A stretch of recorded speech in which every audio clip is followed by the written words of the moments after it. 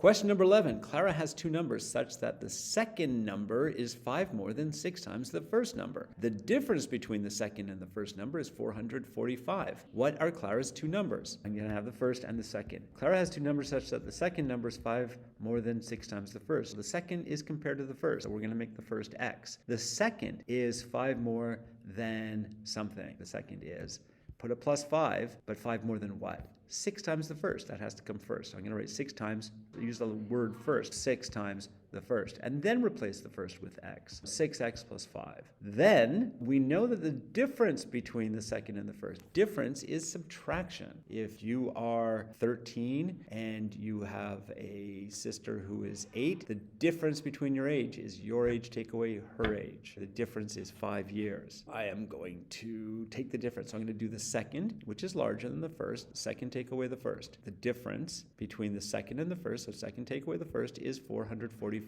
Then the second is 6x plus 5.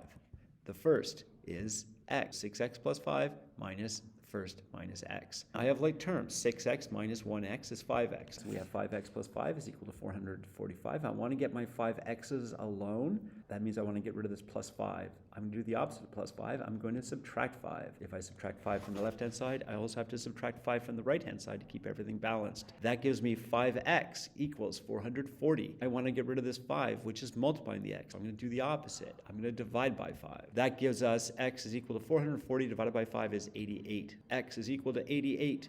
That means our first is 88. Our second is 6 times 88 plus 5. 6 times 88 plus 5 is 533. The first number is 88 and the second number is 533, and that is it for question number 11. Have a good day.